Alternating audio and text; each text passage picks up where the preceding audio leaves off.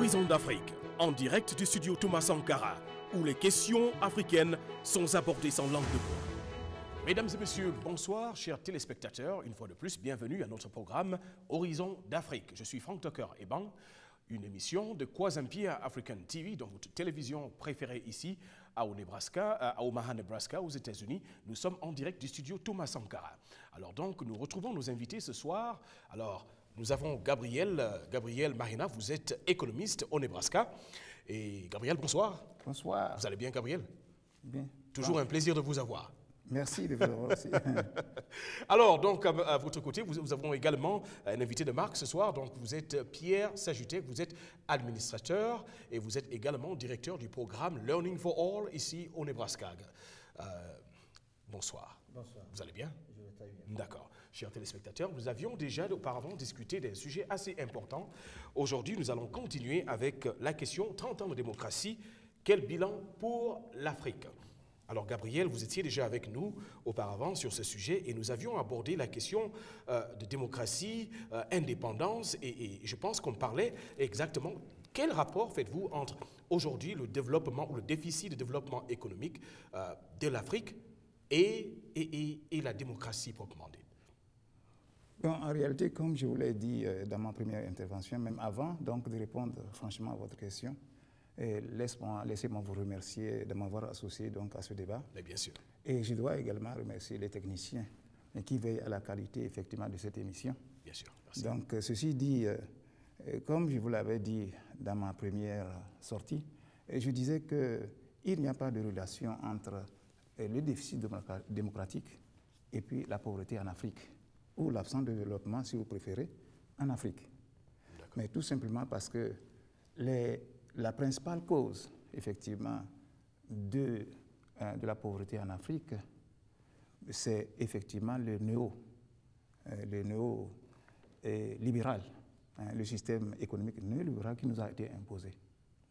Et ce système se traduit souvent par des politiques d'ajustement structurel, dictées par donc, la Banque mondiale et le Fonds monétaire international, qui représentent effectivement les intérêts néocoloniaux, néo-libéral. Donc, c'est un peu cela qu'il faut regarder. D'accord. Alors, Pierre, 30 ans de démocratie, l'Afrique, pour vous, quel bilan? Merci pour la question, Franck. C'est une question qui interpelle tout Africain, spécialement tout Africain de pays d'Afrique, dite d'Afrique francophone. Donc, je pense que c'est dans les années 90, si je me rappelle très bien, que ce concept nous a été, et je suivais votre show la semaine passée, je pense que M. Gabriel ici a utilisé un thème que je vais répéter.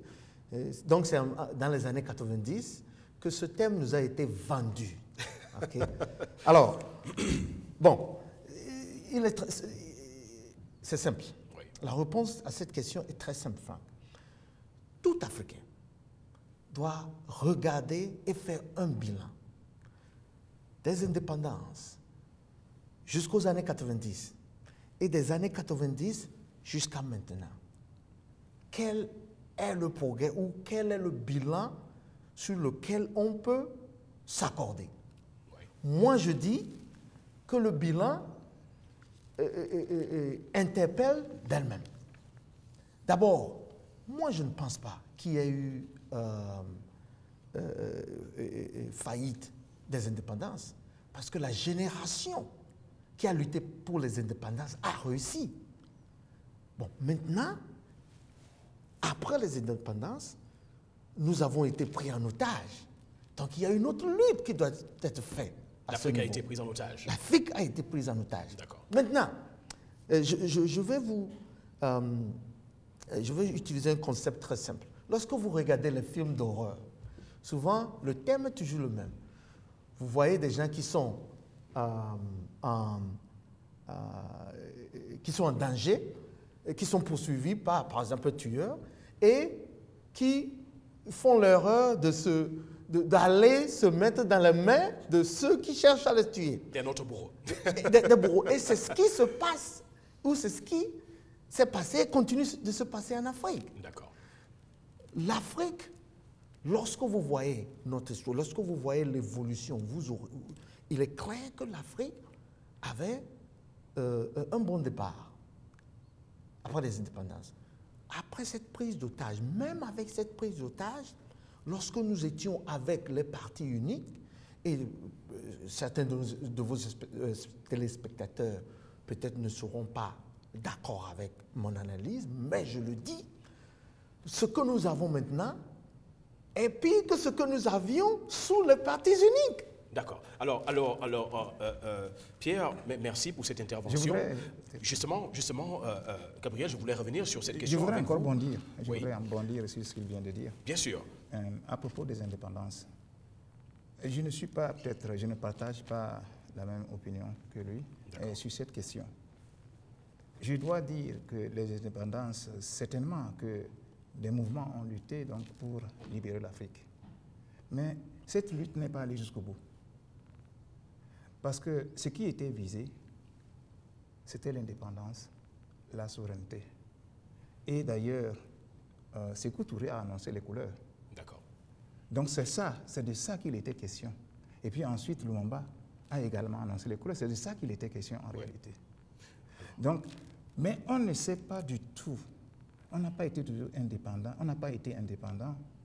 Tout simplement parce que le cadre institutionnel, juridique et politique, mais qui gouverne les affaires du pays, c'est un héritage colonial. Donc, nous ne pouvons pas dire que nous sommes indépendants. D'accord. Nous continuons d'être aliénés. Et le système éducatif, nous restons dans leur système. Et de cette façon-là, nous ne pouvons pas dire que nous sommes vraiment indépendants. Alors, la question me revient toujours. Que s'est-il réellement passé avec ces indépendances? La réponse est très simple. Vous voyez, les indépendances ont été délivrées. Quand je prends par exemple le cas du Togo, les indépendances ont été délivrées. Maintenant, après les indépendances, quelque chose s'est passé.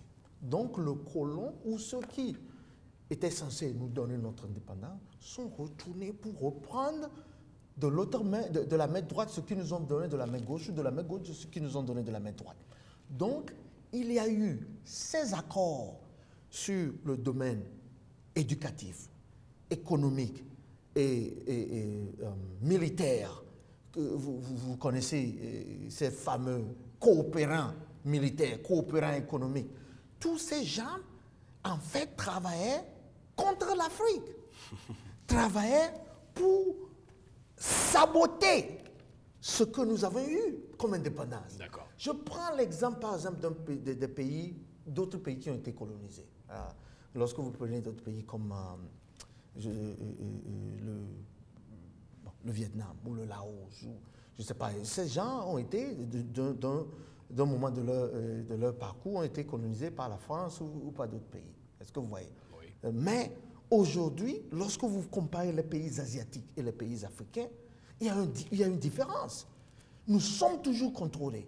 Nous n'avons pas nous n'avons pas le contrôle de notre culture, de notre économie, de notre fabrique sociale ou de notre système éducatif ou politique.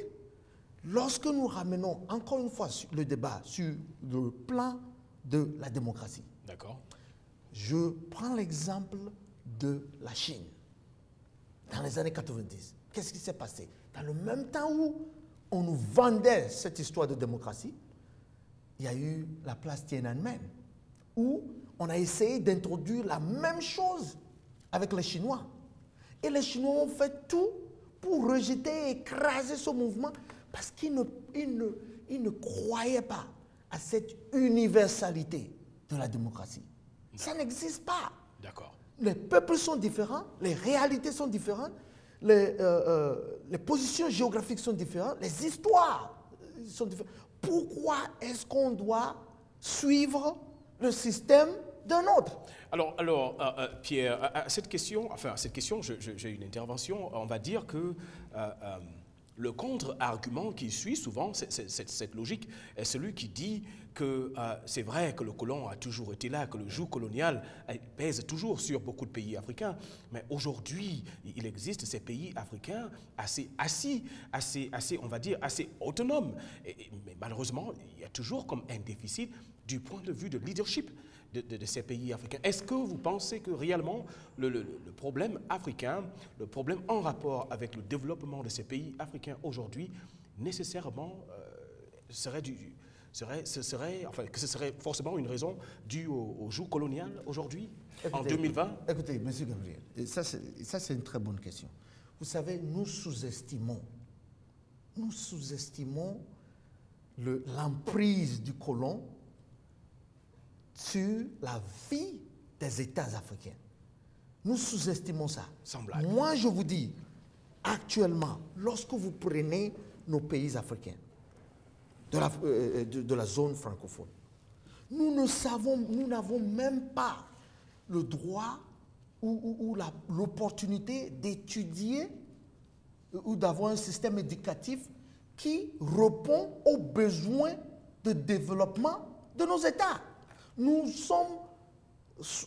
sommes programmés, j'utilise le terme programmés, pour étudier plus la métropole que nos pays. Comment est-ce que vous voulez qu'un Togolais puisse ou qu'un Ivoirien puisse développer son pays lorsqu'il ne sait même pas les paramètres, il n'est pas éduqué dans les paramètres de son pays et il sait plus la géographie et l'histoire de la France que l'histoire de son propre pays. D'accord. Et ceci est clairement marqué par ces soi-disant accords de coopération dans le domaine de l'éducation qui fait qu'on nous impose ce qu'on doit apprendre à nos enfants. C'est une aberration.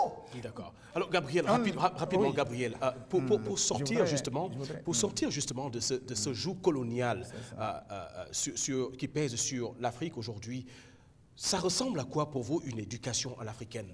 Ça ressemble à quoi?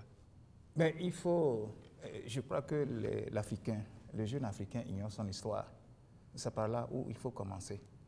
Il faut qu'on étudie notre histoire. Il faut que l'histoire soit réécrite pour l'Afrique.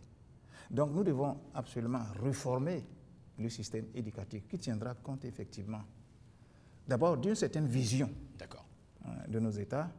Ça part de là maintenant qu'il faut réformer tout ça. Et comme la Chine l'a fait d'ailleurs, il faut une révolution culturelle. Nous n'allons pas continuer à utiliser des concepts, à consommer des concepts qui nous viennent de l'Occident pour dire que nous allons nous développer. Il y a l'aide au développement, il y a l'émergence, il y a la bonne gouvernance. Ça, ce sont des concepts complètement étrangers. Maintenant, qu'est-ce que nous entendons par là? Prenons l'exemple de l'aide, en réalité. Quand un Africain dit qu'il aide quelqu'un, il n'atteint rien de lui. Il l'aide vraiment. Est-ce que vous comprenez? C'est notre compréhension de ce que c'est que l'aide. Mais quand un Européen, quand un Occidental dit qu'il aide, non, c'est-à-dire qu'il te permet d'avoir quelque chose, d'avoir même le crédit que tu dois rembourser avec des intérêts. D'accord. Cet exemple pour vous dire qu'il y a des concepts que nous devons nous approprier. On doit les comprendre de la façon dont nous comprenons la vie, selon la conception de notre vie. Il disait quelque chose tout à l'heure. Bon, je crois que, comme nous l'avons dit, en fait, les accords, il parle des accords, il y a effectivement des accords sur l'exploitation des ressources. D'accord. Et si nous n'avons pas, c'est des accords secrets. Bon, et même, je suis convaincu que même... Comment ça, ils sont secrets, ces accords? Oui, mais je suis convaincu même que les assemblées nationales ou les parlements de ces États africains dits démocratiques ou je ne sais quoi, ne connaissent même pas ces accords-là. Il y a des accords secrets. D'accord. Où c'est libellé clairement, si celui qui gouverne, celui qui est le chef de l'État, s'il vient à manquer à ça, bon, on peut le liquider. Comme ça? Sa vie est morte. Non, non, il est menacé de vie. Il est menacé de mort, en réalité. C'est écrit. Donc, il y a des choses auxquelles il faut toucher. Même certaines matières premières considérées comme matières premières stratégiques. Vous ne pouvez pas permettre à une autre puissance étrangère ou à un autre État étranger à exploiter ces ressources sans avoir l'aval de la France. D'accord. Après là, vous devez consulter la France d'abord avant pour que la France vous donne l'autorisation de le faire. D'accord. Donc, vous croyez que nous sommes indépendants? Non. Ces accords nous lient. Comme il y a les relations économiques, les relations politiques, les relations, bon, tout ce qui est culturel. Et effectivement, les idéologies sur lesquelles nous nous fondons maintenant pour faire quoi que ce soit, c'est les idéologies occidentales. D'accord. Quels sont les vecteurs de l'idéologie? C'est les arts, c'est la littérature, c'est les médias. Et puis, que sais-je encore? D'accord. D'accord. C'est le système éducatif lui-même, comme nous l'avons dit tout à l'heure. Donc, si nous continuons dedans, je ne pense pas qu'on ira loin. Quoi qu'on dise, on n'ira pas loin. Donc, écoutez-moi, les Occidentaux cherchent à vous montrer que non, vous n'êtes pas démocrate. C'est pourquoi vous ne vous développez pas. Il n'y a aucun lien dans cette histoire-là. S'il y avait un lien entre la démocratie et le développement, la Chine ne serait pas aujourd'hui la première puissance du monde. Merci. Merci. Est-ce que vous comprenez? Donc au moins là, nous avons un exemple clair, précis, que nous devons regarder. Ce n'est pas des équilibrations, c'est des faits. La Chine est où maintenant? Non, disons, soignement. Monsieur Gabriel, vous touchez un très bon point, c'est ce que je venais de dire. Vous voyez, lorsque la Chine a bien fait de rejeter cette démocratie qu'on essayait de la donner. Aujourd'hui, regardez où elle est. Vous savez, la question de savoir si l'Afrique a réussi en démocratie ou pas, ce n'est pas la bonne question. La question de savoir, est-ce que l'Afrique a besoin de cette soi-disant démocratie? Moi, je dis non. Nous n'avons pas besoin de leur démocratie. Et je m'en vais plus loin. Vous savez, il faut voir l'Afrique sur cette loupe-là. Nous avons la plupart des ressources de ce monde. Nous les tenons dans nos mains. Imaginez, vous voyez la Chine actuellement. La Chine est développée. Vous voyez? Puissance économique. Elle n'a pas de ressources. OK? Elle vient en Afrique encore pour acheter des ressources minières. Maintenant, si l'Afrique a ces ressources-là, et si l'Afrique contrôle son destin, ça voudrait dire que l'Afrique peut dire, moi je ne te vends pas l'uranium aujourd'hui, je ne te vends pas le colbate, je ne te vends pas ceci, je ne te vends pas cela. Ou je te fixe les prix que je veux. Donc, il faut que nous comprenions que l'Occident n'a aucun intérêt que l'Afrique soit développée. Oui, et puis en plus, la France est un cancer, comme l'avait dit la fois passée François. C'est un cancer. C'est un cancer, ça c'est une métastase-là. Et c'est un problème sérieux pour l'Afrique, en réalité. La France est très méchante. Très méchante. D'accord. Pourquoi? Parce que ces ressources-là, elle veut tout prendre. Et nous, rien. Est-ce que vous comprenez? D'accord. Bon, alors, regardez un peu le problème de la monnaie. Le problème de la monnaie franc CFA. Bon, les gens admettent qu'il y a certains pays africains qui sont stables et machin et tout ça. Mais si vous regardez, aucun pays francophone ne peut se prévaloir d'être stable sur le plan politique, même économique. Mais tout simplement parce que la souveraineté monétaire, il ne l'a pas. D'accord. La politique monétaire est une chose très importante, est un élément très important dans la vie d'un pays. D'accord. Si vous décidez de faire, c'est vous qui faites votre politique monétaire, mais il est évident que vous allez bien regarder pour savoir effectivement quels sont les secteurs où vous devez investir beaucoup plus, où le crédit doit être accordé. D'accord. Est-ce que vous voyez? D'accord. Alors rapidement, Pierre, je ne vais pas manquer de poser cette question. Aujourd'hui, à vous écouter, on fait là une peinture d'un tableau assez sombre de l'Afrique 30 ans plus tard, en termes d'indépendance. Alors, exactement, quelle issue? Est-ce que c'est we are doomed, comme on le dit en anglais? Est-ce que c'est ça? Est-ce qu'il n'y a pas d'issue? Qu'est-ce qu'il faut exactement pour sortir de l'Afrique de ce tableau sombre? Je vais vous dire ceci. Le tableau n'est pas doom. Si le tableau était doom, était sans avenir, l'Occident aurait perdu intérêt sur nous. Ils sont encore derrière nous. Ils veulent toujours nous mettre à terre parce qu'il est très difficile de terrasser l'Africain et de le garder en bas. Nous l'avons vu à travers l'esclavage. Nous l'avons vu à travers... On ne peut pas nous terrasser et nous garder en terre chaque fois. Vous voyez, le système socio-politique en Afrique était basé sur deux principes. Il y avait la communication et il y avait le respect de la hiérarchie. D'accord. Donc, nos grands-parents s'asseyaient sous le baobab lorsqu'il y a un problème et ils communiquaient, ils discutaient de leurs problèmes. Et il y avait le respect de la hiérarchie qui amenait l'ordre et faisait en sorte que les choses pouvaient évoluer, on pouvait se développer. Et c'est ce que le colon ou l'Occident a compris. Si on nous gardait, on nous laissait avoir ce système de parti unique comme les Chinois l'ont, ça allait nous amener à nous développer. Parce que aujourd'hui, lorsque vous sillonnez toute l'Asie, vous allez dans les pays comme le Singapour, le Vietnam, le Laos. Est-ce que vous voyez, tous ces pays-là ont leur destin en main.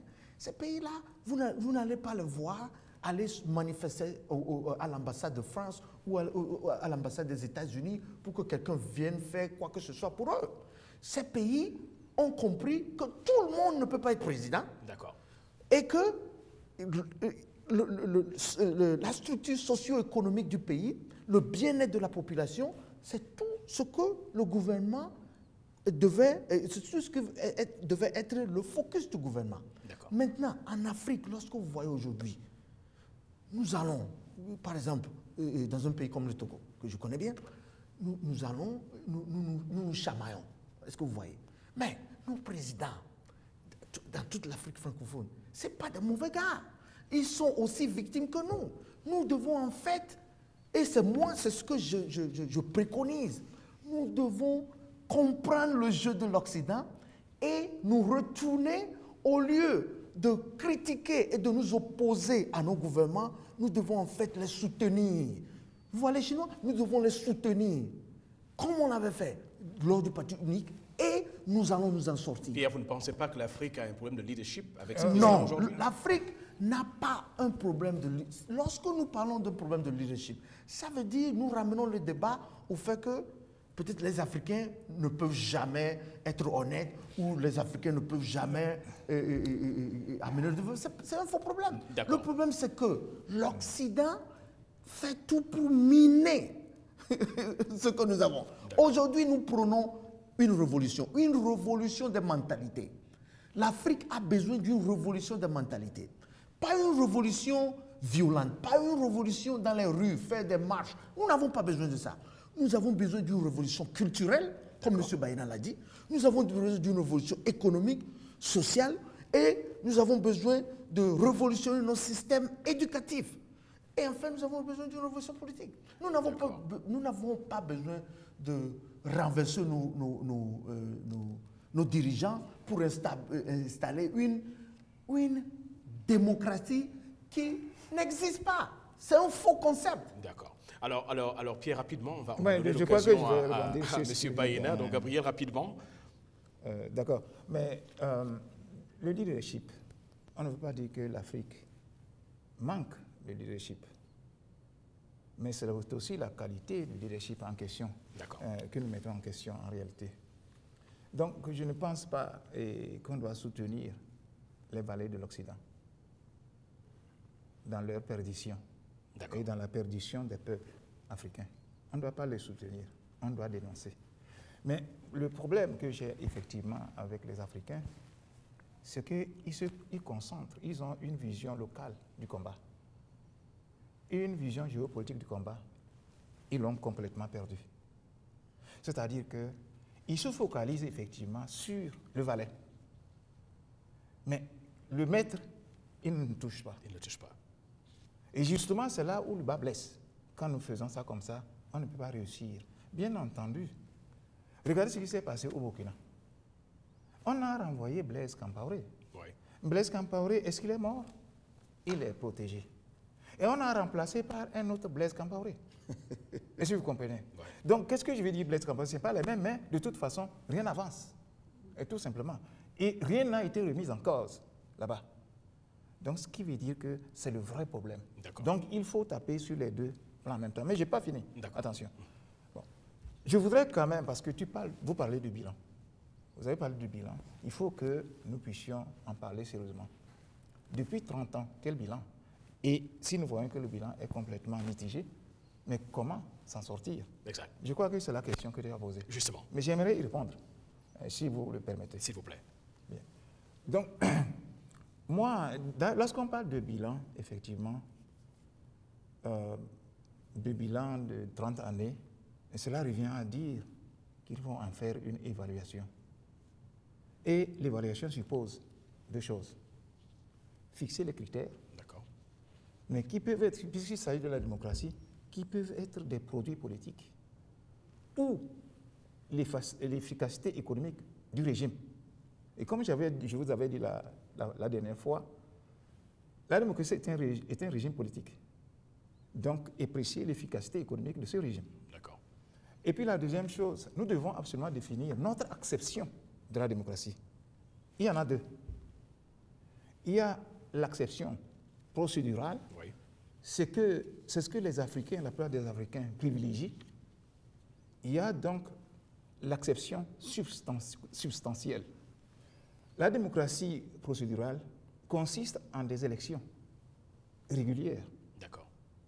Et prévues, à intervalles réguliers, sans fraude. Et ça concerne aussi les libertés. La liberté d'expression, la liberté de presse et les droits de l'homme en général. Et c'est pourquoi souvent les gens parlent d'alternance tout le temps. Ils ne parlent pas d'alternative. Alternance, c'est-à-dire, écoutez, ce que nous voulons que ce monsieur, il y a 50 ans qu'il est là, il faut qu'il parte. Bon, il faut qu'il parte, il faut que quelqu'un d'autre vienne. Et comme ça, quand on va changer, l'Afrique va commencer par... Non, ça ne fonctionne pas de cette manière-là. D'accord. Ce qui fonctionne en réalité, c'est que vous venez pour l'alternative. Donc, vous devez absolument poser une rupture avec le système, le détruire. Parce qu'en restant dans le système, vous ne pouvez pas avancer. Je voudrais tout simplement, et j'ai toujours demandé aux gens, montrez-moi un seul pays où il y a alternance et tout marche. Je vais prendre le Bénin. Il n'y a rien qui marche. Bon, c'est une illusion de penser que ça marche. Maintenant, on a quand même me fournir les données économiques. Les données économiques de ces États, pour me dire de quoi il est question. Oui. Bon, donc, je disais qu'on s'appesantit beaucoup plus sur les produits politiques. D'accord. Les produits politiques, c'est le respect des procédures, c'est la liberté d'expression, c'est les droits et la liberté civile. Oui. C'est ça les produits politiques. Maintenant, les droits économiques et sociaux, qu'est-ce qu'on en fait? C'est ça la démocratie substantielle. D'accord. Mais si nous prenons les droits économiques et sociaux, c'est-à-dire droit, et avoir le droit d'accéder effectivement à la santé, à l'éducation, oui, et aussi des aides, réduction de la pauvreté.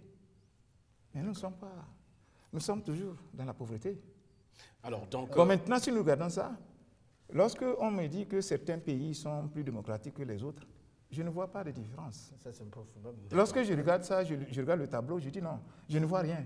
Alors donc, l'alternance pour l'alternance, ce n'est pas de ça que le peuple africain a besoin. Justement. Il a besoin d'une alternative. Écoutez, Monsieur Frank. Rapidement. Ouais, Monsieur Baïna a fait un bon point. Vous voyez? Et c'est ce que j'essaie de partager ici. Vous savez, lorsque vous faites le bilan, okay, lorsque vous êtes dans une situation, vous identifiez le problème. Le problème ici, c'est quoi? Le problème, c'est l'Occident. Qui aujourd'hui, en Afrique, pense que l'Occident veut le bien de l'Afrique? Vous avez parlé sur ce plateau d'aide. Mais vous aidez les mêmes personnes pendant 50 ans, 60 ans. Vous ne faites que les aider. Et ça ne marche pas. Mais lorsque vous faites quelque chose qui ne marche pas, il faut changer. Alternative. Il faut changer de méthode. L'Afrique n'a pas besoin d'aide. D'accord. Qu'on nous laisse tranquille et qu'on nous laisse nous développer. Nous avons notre propre système démocratique. Avant que cette introduction de démocratie vienne, vous pensez que l'Afrique n'existait pas? Nous n'avons pas de structure. Nous avons des structures. On a tout fait juste comme on a détruit nos systèmes sanitaires. Vous voyez, avant, en Afrique, lorsque nous grandissons, nos grands-mères allaient bouillir des tisanes et des herbes pour nous guérir. Et tout allait bien. L'Afrique se basait sur ces traditions-là. D'accord. Aujourd'hui, regardez un peu en Afrique, les AVC, le taux de diabète. Pourquoi? On a tout fait pour nous convaincre que ces méthodes-là, c'était des trucs archaïques, il fallait les jeter, il fallait se donner à la médecine moderne. Pourquoi? Parce qu'on voulait nous vendre des médecines qui étaient en fait des poisons. Aujourd'hui, regardez, on a détruit ce système. Maintenant, on essaie de détruire notre système politique. Ce que nous avons comme héritage, la manière dont nous conduisons nos politiques. Il faut que nous repartons à ça. Et je ne pense pas que ça va avec le changement politique. Lorsque vous changez les gens qui sont au pouvoir, ce n'est pas ça qui va changer le problème. Parce que vous remplacez un problème par un autre. Pierre, merci. Je vous trouve très passionné par le sujet. Vivement, on aurait eu plus de temps. Ça aurait été bien pour nous pour continuer ce débat. Mais on m'informe que nous devons justement arriver au terme de notre émission ce soir, mesdames et messieurs. Ça a été un plaisir encore de vous avoir parmi nous, chers téléspectateurs. Donc, c'est Frank Tucker-Eban. J'ai eu aujourd'hui donc notre économiste depuis Omaha, au Nebraska, donc Gabriel Maïna. Gabriel, merci encore une fois de plus. Et nous avons eu donc monsieur Pierre Sajutek. Pierre est donc administrateur et il est également directeur public d'un programme donc au Nebraska, Learning for All. Pierre, merci encore pour votre présence ce soir. Mesdames et messieurs, nous sommes donc au studio Thomas Sankara. Nous sommes au terme de notre émission. La question a été 30 ans de démocratie, l'Afrique, quel bilan? Alors, mesdames et messieurs, une fois de plus, merci et à la prochaine. Horizon d'Afrique, en direct du studio Thomas Sankara, où les questions africaines sont abordées sans langue de bois.